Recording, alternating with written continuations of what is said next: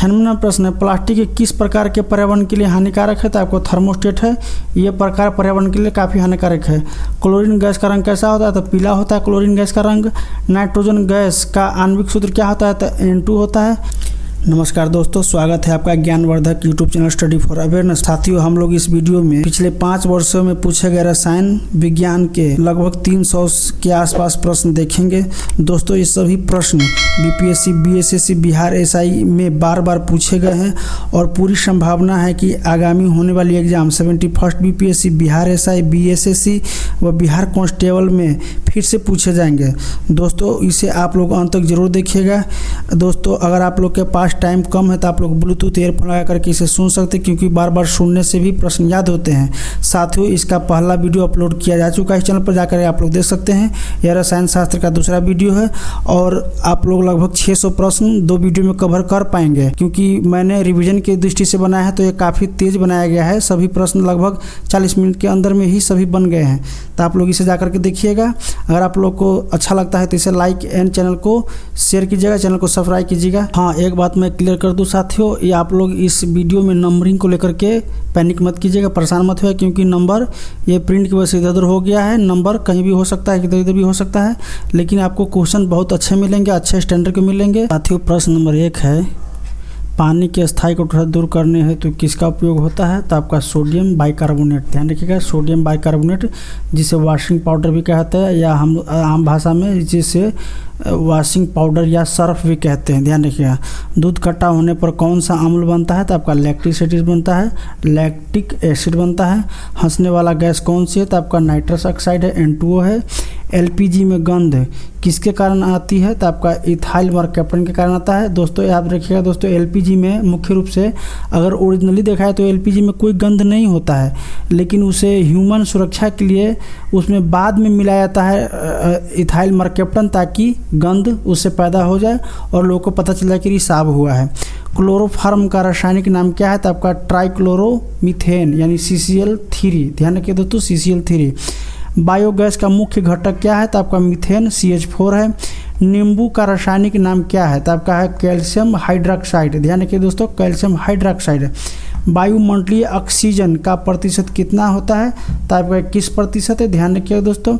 Vulcanization की प्रक्रिया किससे संबंधित है? तो आपका रबर से है। ध्यान रखिए दोस्तों, जिसे प्राकृतिक रबर को कठोर बनाया जाता है और इस प्रक्रिया में आपका सल्फर मिलाया जाता है, SO4 मिला करके प्राकृतिक रबर को कठोर बनाया जाता है और उसी प्रक्रिया को कहा जाता है वल्कनाइजेशन। ध्यान रखिए दोस्तों, और ये प्रक्रिया रबर में होता है।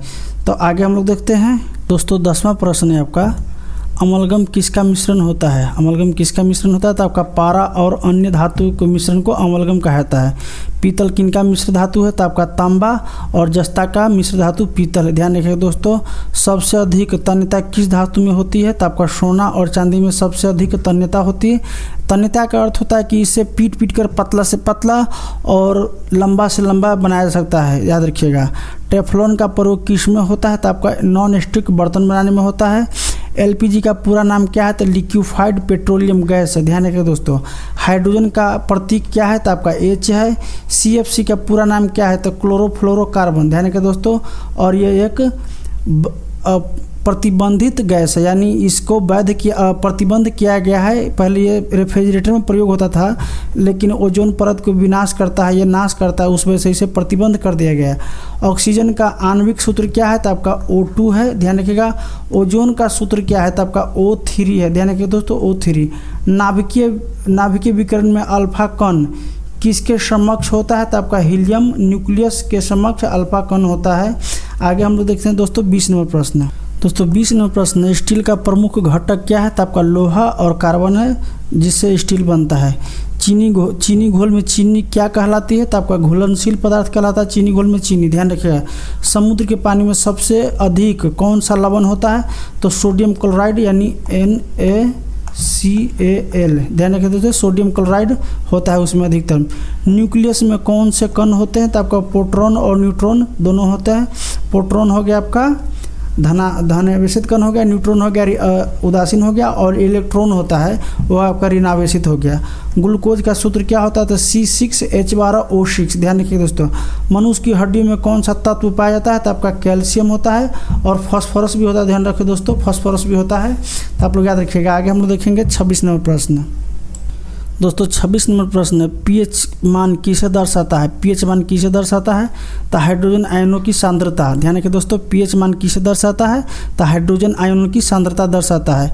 सोडियम बाइकार्बोनेट का सामान्य नाम क्या है? तो आपका खाने का सोडा। ध्यान रखिए दोस्तों, खाने का सोडा होता है। इसका फॉर्मूला होता है NaHCO3। ध्यान रखिए दोस्तों, NaHCO3 होता है। 28 नंबर प्रश्न, लवण किस प्रकार के यौगिक होते हैं? तो आपका आयनिक यौगिक होते हैं। कैसे कार्बन डाइऑक्साइड का उत्पादन होता है? तो आपका होता है कार्बन और ऑक्सीजन के जलने से कार्बन डाइऑक्साइड का उत्पादन होता है। जल का आणविक सूत्र कितना होता है? क्या है? तो आपका H2 है। अम्ल और क्षार के बीच प्रतिक्रिया को क्या कहते हैं? तो आपका तटस्थकरण होता है। हीमोग्लोबिन में कौन सा तत्व होता है? तो आपका लोहा होता है। गैसों का मोलर द्रव्यमान किसे कहते हैं? तो 1 मोल गैस का द्रव्यमान को मोलर द्रव्यमान कहते हैं। कौन सा धातु तरल अवस्था में होता है? तो आपका पारा है जो तरल अवस्था में होता है। डायमंड और ग्रेफाइट किस तत्व के रूप है? तो आपका कार्बन का अपरूप है। तापमान का मापन किस यंत्र द्वारा होता है? तो थर्मोमीटर का प्रयोग होता है तापमान के मापन में। याद रखिएगा दोस्तों। 37 नंबर प्रश्न दोस्तों, आयन किसे कहते हैं? तो आपका आधारभूत कण जो इलेक्ट्रॉन खोता है या प्राप्त करता है उसे आयन कहते हैं। सामान्य ताप पर जल का अवस्थिति रूप क्या होता है? तो आपका तरल है। ऑक्सीजन गैस का रंग कैसा होता है? तो आपका रंगहीन होता है। नाइट्रोजन का आणविक सूत्र क्या होता है? तो N2 होता है। इलेक्ट्रॉन की खोज किसने की थी? तो जोसेफ जॉन थॉमसन, यानी जे थॉमसन कहता है, जे थॉमसन। दोस्तों एक तो फार्मूला हम लोग याद करने के लिए बनाए थे, इथपरनाच यानी इलेक्ट्रॉन थॉमसन, उसके बाद से प्रोटॉन रदरफोर्ड, और क्या कहते हैं न्यूट्रॉन चैडविक। तो याद रखिएगा इथपरनाच यानी ये फार्मूला हम लोग बनाए थे। आप लोग देख लीजिएगा, आप लोग के हिसाब से ठीक होगा तो याद कीजिएगा, नहीं तो आप लोग अपने हिसाब से बनाइएगा। तत्वों को उनकी परमाणु संख्या के अनुसार व्यवस्थित करने वाला कौन था? तो आपका मेंडलेव था। ध्यान रखिए दोस्तों। तत्वों का आवर्त सारणी क्या है? तत्वों का आवर्ती क्रम है। साधारण नमक क्या है? तो आपका सोडियम क्लोराइड है। कार्बन की किस एलोट्रोप को हीरा कहा जाता है? तो आपका डायमंड। याद रखिएगा। फेरोमैग्नेटिज्म पदार्थ किसे कहते हैं? तो आपको जो चुंबकीय क्षेत्र में आकर्षित होते हैं उसे फेरोमैग्नेटिज्म पदार्थ कहते हैं।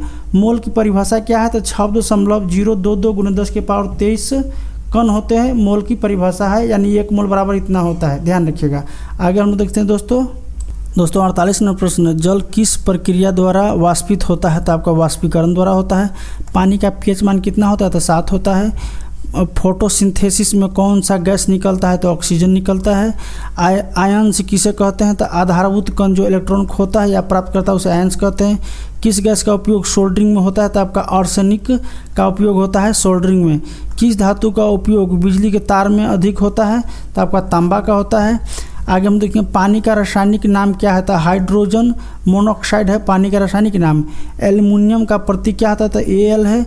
ऑक्सीजन किस रंग का होता है? तो रंगहीन होता है। पीएच स्केल किसे मापा जाता है? तो क्षारीयता या अम्लता को पीएच स्केल से मापा जाता है। हाइड्रोजन बम में किस तत्व का प्रयोग होता है? तो आपका हाइड्रोजन का प्रयोग होता है। दोस्तों आगे हम लोग देखेंगे दोस्तों 59 नंबर प्रश्न है, ग्लूकोज का आणविक सूत्र क्या होता है? तो C6H12O6 होता है। पेरोक्साइड में ऑक्सीजन की संख्या क्या है? तो आपका -1। ध्यान रखिए दोस्तों, पेरोक्साइड में ऑक्सीजन की संख्या कितना है? तो -1 है। कैसे अप्लाइड कणों को कहते हैं? संयुक्त परमाणु। ध्यान रखिए दोस्तों, वैसे अप्लाइड कणों को कहते हैं संयुक्त परमाणु। हाइड्रोजन की खोज किसने की थी? तो हेनरी कैवेंडिश ने किया था। नाइट्रोजन गैस का उपयोग किसके लिए होता है? तो आपका संग्रहण एवं ठंडा रखने के लिए किया जाता है। तो याद रखिए दोस्तों, नाइट्रोजन गैस का प्रयोग संग्रहण एवं ठंडा रखने के लिए किया जाता है। गैसों का द्रव्यमान किस इकाई में मापा जाता है? तो आपका ग्राम प्रति मोल में होता है। एल्कोहल का सामान्य सूत्र कितना होता है? तो CnH2n+1OH। ध्यान रखिएगा दोस्तों, ये आपका एल्कोहल का फार्मूला है। कौन सा धातु विद्युत का सबसे अच्छा चालक है? तो चांदी सबसे अच्छा चालक है, लेकिन सबसे अधिक विद्युत क्षेत्र में प्रयोग होता है आपका तांबा, क्योंकि चांदी महंगा है और तांबा उसके अपेक्षा सस्ता है। पानी में घुलनशील पदार्थ क्या कहलाती है? तो आपका घोल कहलाता है। विद्युत आवेश किससे उत्पन्न होती है? तो आपका प्रोटॉन और इलेक्ट्रॉन के कारण विद्युत आवेश उत्पन्न होता है। फिल्टर पेपर किस लिए प्रयोग होता है? तो आपका ठोस और द्रव को पृथक्करण के लिए फिल्टर पेपर का प्रयोग किया जाता है। दोस्तों आगे देखते हैं हम लोग 70 नंबर प्रश्न। पानी का अपघटन किस प्रक्रिया से होता है? तो आपका विद्युत अपघटन द्वारा पानी का अपघटन होता है। कार्बन डाइऑक्साइड गैस का रंग कैसा होता है? तो रंगहीन होता है। ये भी गैस कार्बन डाइऑक्साइड गैस भी रंगहीन होता है। क्षार क्या होता है? क्षार क्या होता है? तो जो अम्ल को तटस्थ करता है उसे क्षार कहते हैं। एल्केन्स में कार्बन बंधन किस प्रकार का होता है? तो आपका सिंपल बंधन में होता है। एल्केन में सिंपल बंधन होता है। हीरा किसका एलोट्रोप है? तो कार्बन का एलोट्रोप है। कंपोजिट पदार्थ क्या होता है? तो दो या अधिक पदार्थों का मिश्रण को कंपोजिट पदार्थ कहते हैं। कार्बन का सबसे सामान्य एलोट्रोप कौन सा है? तो आपका ग्रेफाइट है। क्या अम्ल और क्षार मिश्रित करने पर प्रतिक्रिया होती है? हाँ, होती है। गैसों के द्रव्यमान की इकाई क्या है? तो आपका ग्राम प्रति मोल है। प्लास्टिक किससे बनता है? तो आपका पॉलीमर से प्लास्टिक बनता है। हीलियम गैस का आणविक सूत्र क्या है? तो He है। ध्यान रखिएगा दोस्तों। 81 नंबर प्रश्न दोस्तों, ऑक्सीजन गैस किस प्रकार की गैस है? तो आपका रंगहीन गंधहीन गैस है। पानी में प्रोटॉन को क्या कहा जाता है? तो pH को निर्धारित करता है। पानी में प्रोटॉन का क्या महत्व है? पानी में प्रोटॉन का क्या महत्व है? तो pH निर्धारण करता है। कार्बन डाइऑक्साइड किस रंग की होती है? तो आपका रंगहीन होता है। ग्लूकोज किस वर्ग का कार्बोहाइड्रेट है? तो आपका मोनोसेक्राइड वर्ग का कार्बोहाइड्रेट है। सोडियम क्लोराइड किस प्रकार का यौगिक है? तो आयनिक है। स्टील में मुख्य घटक कौन से होते हैं? तो आपका लोहा एवं कार्बन है। अम्ल और क्षार के बीच तटस्थ प्रक्रिया में क्या बनता है? तो आपका नमक और पानी बनता है। ध्यान रखिए दोस्तों। अम्ल की तीव्रता किसे दर्शाती है? तो आपका हाइड्रोजन आयन सांद्रता से। गैस का द्रव्यमान किसे कहते हैं? तो 1 मोल गैस का द्रव्यमान होता है। किस धातु को तरल धातु कहा जाता है? तो आपका पारा है। ध्यान रखिए दोस्तों, कई क्वेश्चन रिपीट भी हुआ है लेकिन सभी महत्वपूर्ण प्रश्न हैं। 91 नंबर प्रश्न है, ग्लूकोज का रासायनिक सूत्र क्या है? तो C6H12O6 है। एल्केन्स के समान सूत्र क्या है? तो CnH2n+2। ध्यान रखिए दोस्तों। और एल्काइन में माइनस यहाँ पर CnH2n-2 हो जाता है। ध्यान रखिए दोस्तों। एक होता है एल्कीन, तो एल्कीन में यहाँ ये कुछ नहीं होता है, बस ये इतना ही होता है। ध्यान रखिए दोस्तों। कैसे यौगिकों को परमाणु कहा जाता है? तो आपका रासायनिक तत्व के सबसे छोटे कण को परमाणु कहा जाता है। पानी का pH 7 होता है। ग्लूकोज का उपयोग क्या है? तो आपका ऊर्जा स्रोत है ग्लूकोज। 96 प्रश्न है, प्लास्टिक किस प्रकार के पर्यावरण के लिए हानिकारक है? तो आपको थर्मोस्टेट है। ये प्रकार पर्यावरण के लिए काफ़ी हानिकारक है।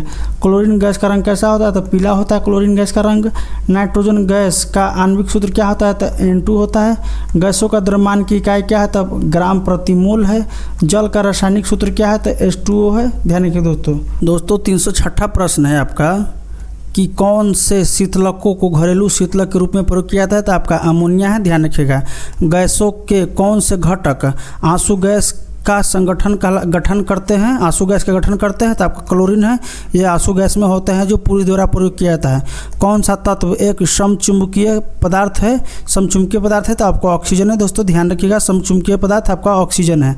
आगे हम लोग देखेंगे दोस्तों 309 नंबर प्रश्न, कौन से तत्व सभी जैव यौगिकों में पाए जाते हैं? तो आपका कार्बनिक है। ध्यान रखिए। कौन से कोयले में कार्बन की मात्रा सर्वाधिक होती है यानी अधिकतम होता है? तो आपका एंथ्रासाइट है। ध्यान रखिएगा।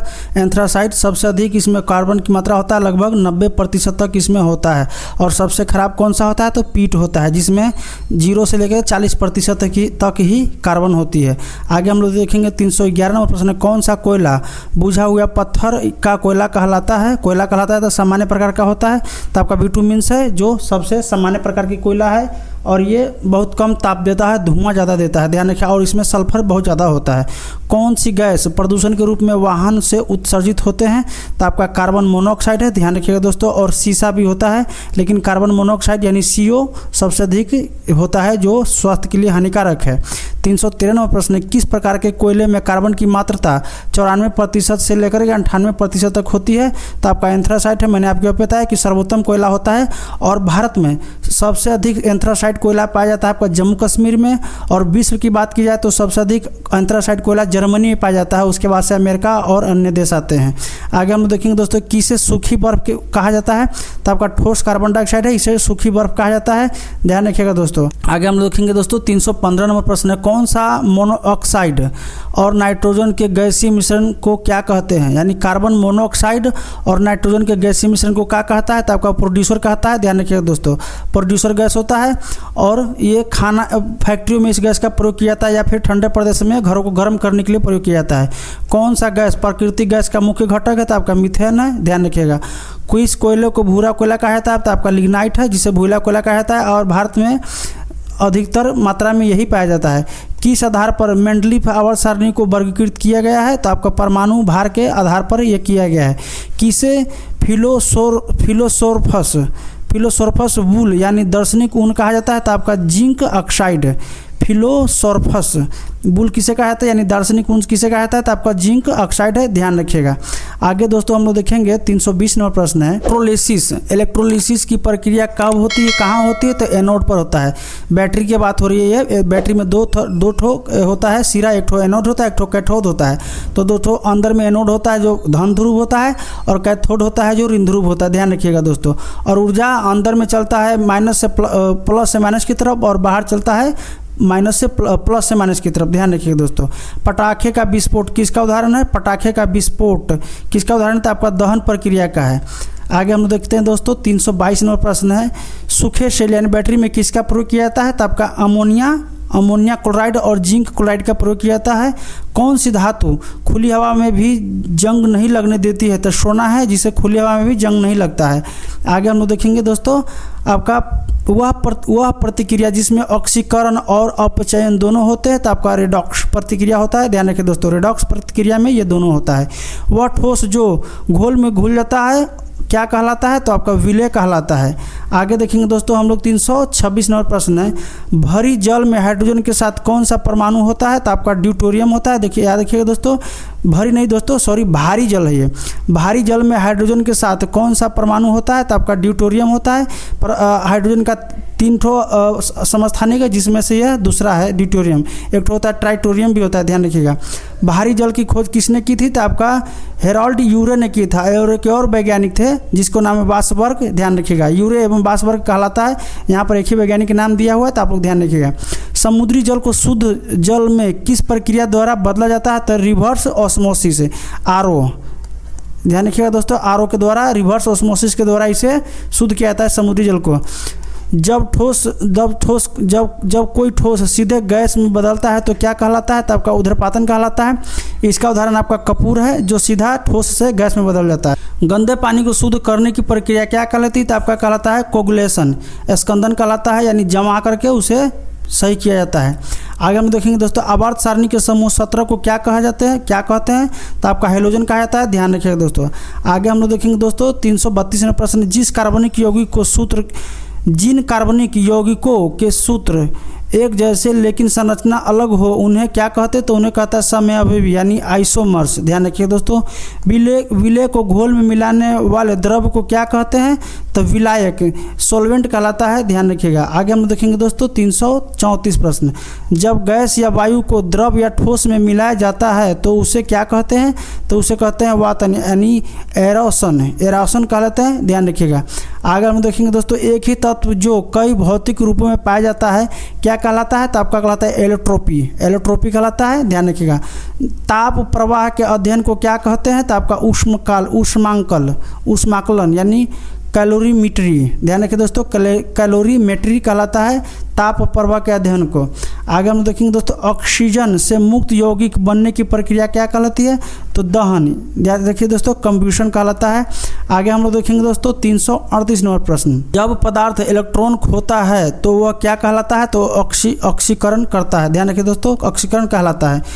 जल की अस्थायी कठोरता के लिए कौन जिम्मेदार है, तो आपका कैल्शियम और मैग्नीशियम के लवण।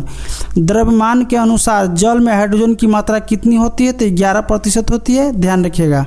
आगे हम लोग देखेंगे दोस्तों 41 प्रश्न है, अशुद्ध जल से पीने योग्य जल किस प्रक्रिया द्वारा प्राप्त होती है, तो आपको विलवनीकरण, ध्यान रखिए दोस्तों, डिसैलिनेशन, याद रखिएगा। परमाणु दृष्टिकोण से जल में हाइड्रोजन की मात्रा कितनी होती है, तो आपका 67% हाइड्रोजन होती है परमाणु दृष्टिकोण से। परमाणु दृष्टिकोण से ऑक्सीजन की मात्रा कितनी होती है? तो आपका 33% होती है, ध्यान रखिएगा। आगे हम लोग देखेंगे दोस्तों 344 नंबर प्रश्न। द्रव्यमान के अनुसार जल में ऑक्सीजन की मात्रा कितनी होती है? तो आपका 89% होती है। टेफ्लॉन किस श्रेणी के यौगिक है? तो आपका फ्लोरोकार्बन श्रेणी का है। रासायनिक ऊर्जा किस रूप में संग्रहित होती है? तो परमाणु बंधनों के रूप में, ध्यान रखिएगा। आगे हम लोग देखेंगे दोस्तों आपका प्रश्न नंबर 347 है। रेडॉक्स प्रक्रिया में कौन सी 2 क्रियाएं शामिल होती है? तो आपका ऑक्सीकरण और अपचयन, ये दोनों होती है किसमें? तो रेडॉक्स प्रक्रिया में, ध्यान रखिएगा। आगे हम दोस्तों किस अम्ल को राजा का जल कहा जाता है? तो आपको एक्वा रेजिया यानी HNO3 और प्लस HCl के मिश्रण को राजा का जल कहा जाता है, ध्यान रखिए दोस्तों। और इसी मिश्रण में आपका सोना घुल जाता है। सूखे सेल में एनोड किस धातु से बना होता है? तो आपका जिंक से एनोड बना होता है, वहीं कार्बन से आपका कैथोड बना होता है, ध्यान रखिएगा दोस्तों। विद्युत अपघटन द्वारा धातु को शुद्ध करने की प्रक्रिया क्या कहलाती है? तो विद्युत परिष्करण यानी इलेक्ट्रो रिफाइनिंग, ध्यान रखिएगा। लोहे को जंग लगने से बचाने की विधि क्या कहलाती है? तो आपका गैल्वेनाइजेशन कहलाती है, या फिर इसको जस्तीकरण भी कह सकते हैं, क्योंकि जस्ता का लेप उस पर चढ़ाया जाता है। आगे हम देखेंगे दोस्तों पानी में घुलने पर कौन से लवण जल की अस्थायी कठोरता बढ़ाते हैं? तो आपका बाइकार्बोनेट से, ध्यान रखिएगा। किस प्रक्रिया द्वारा जल की अस्थायी कठोरता हटाई जाती है? तो आपका आयन विनिमय, ध्यान रखिए दोस्तों, आयन एक्सचेंज, ध्यान रखिएगा। आगे हम लोग देखेंगे दोस्तों 54 प्रश्न है। दूध में कौन सा प्रमुख प्रोटीन पाया जाता है? तो आपका केसिन है, ध्यान रखिएगा दोस्तों।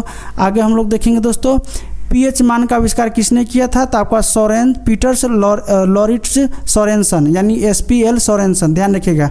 पीएच स्केल की सीमा कितनी होती है? तो 0 से लेकर के 7 तक होता है। किस अम्ल का पीएच मान 3 है वह कैसा होता है? यानी किसी अम्ल का पीएच मान 3 है तो वह कैसा होगा? तो तीव्र अम्लीय होगा, ध्यान रखिएगा। 7 पीएच वाला विलयन किस प्रकृति का होता है? तो उदासीन होता है, जैसे शुद्ध जल का पीएच मान भी 7 ही होता है, आप लोग याद रखिएगा।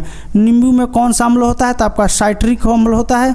रोटी बनाने के लिए उपयोग किए जाने वाला खमीर क्या है? तो वो ईस्ट है। कौन सा अम्ल फलों को खट्टा बनाता है?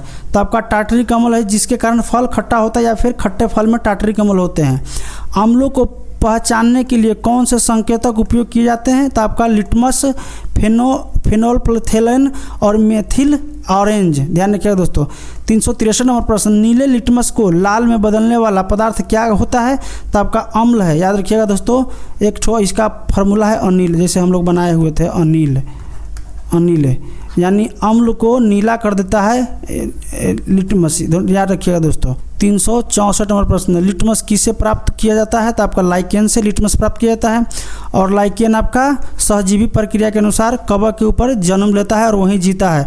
और जहाँ पर अधिक मात्रा में लाइकेन है समझिए कि वहाँ का वायु शुद्ध है, और जहाँ पर लाइकेन नहीं पाया जाता है वहाँ समझिए कि वायु प्रदूषण अधिक है, क्योंकि वायु प्रदूषण का सूचक है लाइकेन। जल का रासायनिक सूत्र क्या होता है? तो H2O होता है, ध्यान रखिएगा दोस्तों।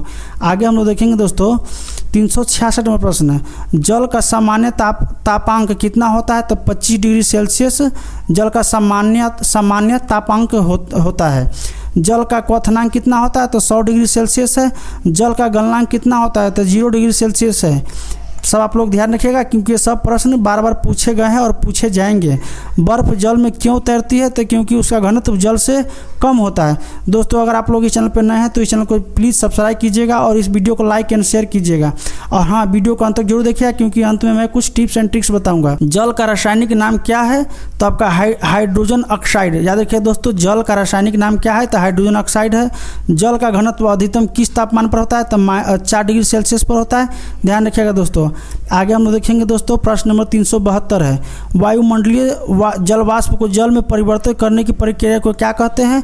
तो संघनन कहलाता है, यानी कंडेंसेशन कहलाता है, ध्यान रखिएगा। पृथ्वी पर जल का सबसे बड़ा स्रोत क्या है? तो महासागर है। जल का कठोरता मापने का पैमाना कौन सा है? तो आपका पार्ट पर मिलियन है, ध्यान रखिए दोस्तों, ppm होता है, याद रखिएगा। आगे हम लोग देखेंगे 75 नंबर। घरेलू उपयोग में आने वाला पानी किस श्रेणी में आता है? तो मृदु जल यानी सॉफ्ट वाटर के अंतर्गत आता है। जल में घुले हुए लवणों को हटाने की प्रक्रिया को क्या कहा जाता है? तो आपका विलवनीकरण यानी डिसैलिनेशन कहा जाता है। आगे हम देखेंगे दोस्तों आयन विनिमय विधि से कौन सा जल तैयार किया जाता है? तो शुद्ध जल तैयार किया जाता है। प्रकृति जल का पीएच मान कितना होता है? तो 7 होता है। अम्ल वर्षा का पीएच मान कितना होता है? तो 5.6 6 से कम होता है। ये pH मान है दोस्तों, याद रखिएगा। जल में उपस्थित कौन से आयन विद्युत चालकता बढ़ाते हैं? तो आपका H आयन और OH माइनस आयन है जो आपका विद्युत चालकता जल में बढ़ाते हैं। जल के अणु में कोण कितना होता है? तो 104.5 डिग्री का जल के अणु के बीच कोण होता है। जल का अणु कैसा होता है? तो आपका ध्रुवीय यानी पोलर होता है। जल का रंग क्यों नहीं होता है? जल का रंग क्यों नहीं होता? क्योंकि यह पारदर्शी होती है, इसलिए इसमें कोई रंग नहीं है। आगे हम देखें दोस्तों, कौन सा यौगिक जल से अधिक घुलनशील है? तो NaCl या AgCl। ध्यान रखिए दोस्तों, NaCl नमक हो गया और AgCl हो गया सिल्वर क्लोराइड हो गया, जो जल से अधिक घुलनशील है। या इसमें सॉरी दोस्तों, ये 2 विकल्प दिया हुआ है, इसमें से आपका NaCl है, ये सही उत्तर है। जल का विश्लेषण करके कौन से तत्व प्राप्त होते हैं? तो हाइड्रोजन और ऑक्सीजन। जल का विश्लेषण करने से यानी जल को अलग तोड़ने पर ये 2 चीज़ प्राप्त होते हैं जल से। दोस्तों 385 नंबर प्रश्न, जल का विश्लेषण करके कौन से तत्व प्राप्त होते हैं? तो आपका हाइड्रोजन और ऑक्सीजन प्राप्त होते हैं। ध्यान रखिएगा।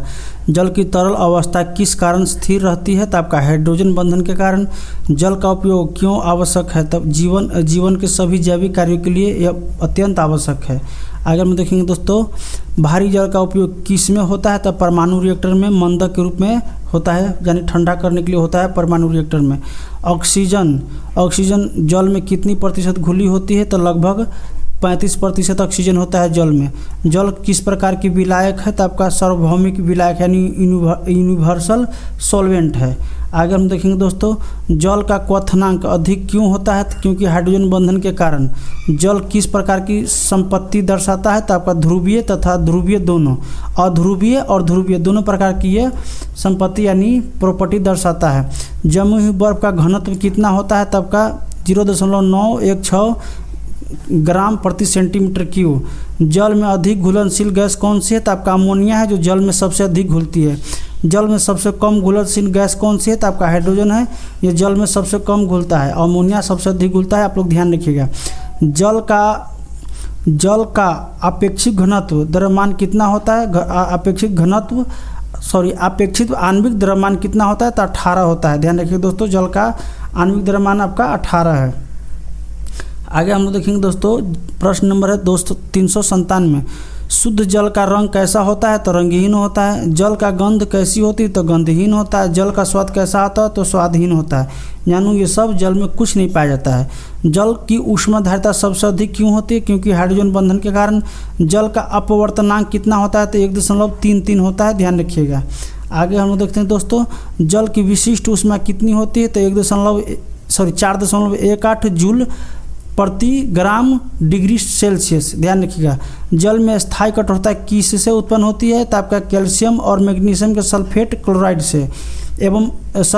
क्लोराइड से। जल में अस्थायी कठोरता किससे उत्पन्न होती है? तब बाइकार्बोनेट से होता है। ध्यान रखिएगा दोस्तों।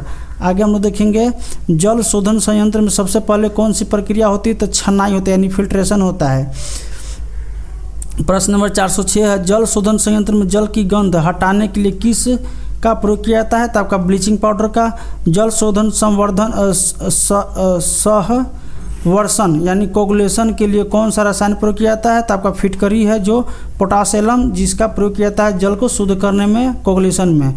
पीने योग्य जल को क्या कहा जाता है? तो आपका शुद्ध जल कहता है, यानी पोर्टेबल वाटर कहा जाता है।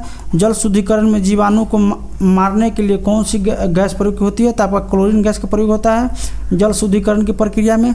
जल में उपस्थित घुली हुई अशुद्धियों को हटाने की प्रक्रिया क्या कहलाती है? तो परिशोधन कहलाता है, प्यूरिफिकेशन कहलाता है। जल में मौजूद कीटाणुओं को मारने के लिए कौन सा रसायन डाला जाता है? तो क्लोरीन और ओजोन, ये दोनों मारा जाता है आपको उसके कीटाणु मारने के लिए। कौन सा अम्ल जल में घुलकर अम्ल वर्षा कराती है? तो आपका सल्फ्यूरिक अम्ल है, H2O है, इसके कारण से आपका वर्षा होता है, अम्ल वर्षा होता है। वर्षा जल को शुद्ध करने की पारंपरिक पद्धति क्या है? तो आपका छन्ना और उबालना, ये दोनों पद्धति वर्षा जल को शुद्ध करने के लिए, और ये परंपरागत है। जल का भौतिक अवस्था परिवर्तन क्या कहलाता है? तो गलन, वाष्पन, संघनन और उदरपातन।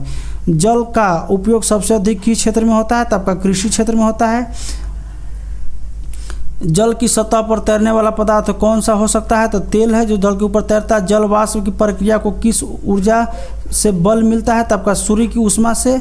पृथ्वी के कुल जल का कितना प्रतिशत पीने योग्य है, तो लगभग 1% है जो पीने योग्य है पृथ्वी के कुल जल का उपयोग किस गैस को अवशोषित करने के लिए किया जाता है, तो आपका कार्बन डाइऑक्साइड का प्रयोग जल को अवशोषित करने के लिए किया जाता है। जल आयनों में विभाजित होता है तो किन आयनों में होता है, तो आपका H प्लस OH माइनस में होता है। आप लोग ध्यान रखिएगा। जल के रासायनिक गुण किस कारण से विशेष होता है, हाइड्रोजन बनने के कारण। जल को सख्त हार्ड बनाने के आयन कौन से होते हैं, तो आपका Ca2 प्लस और Mg2 प्लस है, याद रखिएगा। जल की बर्फ में रूपांतरण क्या कहलाता है, तो जमाव फ्रीजिंग कहलाता है। जल का घनत्व किस, जल के 3 प्रमुख रूप कौन से है, तो ठोस द्रव गैस है। जल में विद्युत चालकता है किस पर निर्भर करता है, तो जमे हुए घुलल आयनों की मात्रा पर। जल का अपेक्षित घनत्व कितना होता है, तो आपका शुद्ध जल का 4 डिग्री सेल्सियस पर होता है। जल में घुलने वाले प्रमुख गैस से कौन सी है, तो आपका ऑक्सीजन है, कार्बन डाइऑक्साइड है और नाइट्रोजन है, जल में घुलते हैं। अम्ल वर्षा के लिए कौन से ऑक्साइड जिम्मेदार है, तो आपका SO2 और NO2 के कारण अम्ल वर्षा होते हैं। जल में तैरने वाली वस्तु किस कारण तैरती है, तो आपका अपथलीय बल यानी बेयोंसी फोर्स के कारण जल में वस्तु तैरता है। समुद्री जल का जल खारा क्यों होता है, तो घुली हुई लवणों के अधिकता के कारण। कौन सी प्रक्रिया समुद्री जल को पीने योग्य बनाती है, तो आपका लवणीकरणीय यानी डिसैलिनेशन कहलाता है, उस विधि को कहा जाता है। कौन होता है किस कारण खट्टा होता है, तो आपका साइट्रिक अम्ल के कारण।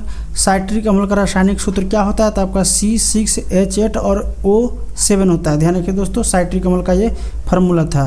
दोस्तों आगे हम देखेंगे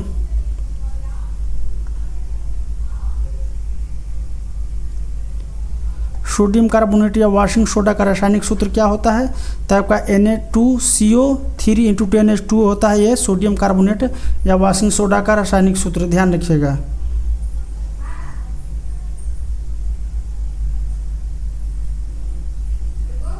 फोटोग्राफी में किस अम्ल का प्रयोग किया जाता है, तो आपका ऑक्जेलिक अम्ल का प्रयोग किया जाता है। ऑक्जेलिक अम्ल का रासायनिक सूत्र क्या होता है, तो आपका C2H2O4, यह ऑक्जेलिक अम्ल का रासायनिक सूत्र है। आवर्त सारणी के दूसरे आवर्त में कितने तत्व होते हैं, तो 8 है इसका उत्तर, 8। ध्यान रखिएगा दोस्तों, 8 SSC 2014 में पूछा गया प्रश्न है आपका। आगे हम देखेंगे दोस्तों टार्टरिक अम्ल का रासायनिक सूत्र क्या होता है, तो आपका C4H6O6 है। टार्टरिक किसका रासायनिक समस्थानिक है, तो आपका हाइड्रोजन का है। ध्यान रखिएगा दोस्तों। ट्राइटेरियम है दोस्तों, ध्यान रखिएगा, ट्राइटेरियम किसका समस्थानिक है, तो आपका हाइड्रोजन का है। कौन सी गैस जल में घुलकर अम्लीय विलय बनाती है, तो आपका कार्बन डाइऑक्साइड है। वह एकमात्र तत्व कौन सा है जिसके समस्थानिक के नाम अलग अलग है, हाइड्रोजन, प्रोटियम, ड्यूटेरियम और ट्राइटेरियम है, इसका अलग अलग। किस तत्व के समस्थानिकों की संख्या सर्वाधिक है, तो आपका पोलोनियम की संख्या, पोलोनियम की समस्थानिक 33 है, याद रखिएगा। ब्रह्मांड में सर्वाधिक पाया जाने वाला तत्व कौन सा है, तो हाइड्रोजन है। रासायनिक यौगिक की सबसे छोटी इकाई कौन सी है, तो आपका अणु है। 2 या 2 से अधिक तत्वों को निश्चित अनुपात में संयोग से बना पदार्थ कहलाता है यौगिक। ध्यान रखिएगा, यौगिक। और वहीं अनिश्चित अनुपात हो तो कला क्या आएगा, मिश्रण कहलाएगा। अनिश्चित अनुपात में हो तो 2 या 2 से अधिक शुद्ध पदार्थों की किसी भी अनुपात में मिलने से क्या कहलाता है, मिलने वाले बनता है, तो क्या बनता है, तो मिश्रण बनता है। ध्यान रखिएगा दोस्तों, 2 या 2 से अधिक शुद्ध पदार्थों को किसी भी अनुपात में मिलाने से क्या बनता है, तो मिश्रण बनता है। ऐसे तत्व जिनमें धातु और अधातु दोनों के गुण होते हैं क्या कहलाता है, तो उपधातु। धातु एवं अधातु दोनों के गुण हो उसे क्या कहते हैं, तो उपधातु। कौन सा तत्व धातु होते हुए विद्युत का कुचालक है, तो आपका सीसा लेड है, ये विद्युत का कुचालक है और धातु भी है। आगे हम देखेंगे दोस्तों किस अधातु में धातुई चमक पाई जाती है, तो आपका ग्रेफाइट एवं आयोडीन में ये अधातु है लेकिन धातुई चमक पाई जाती है। जर्मेनियम और सिलिकॉन किसके उदाहरण है, तो आपका उपधातु के उदाहरण है। ध्यान रखिएगा।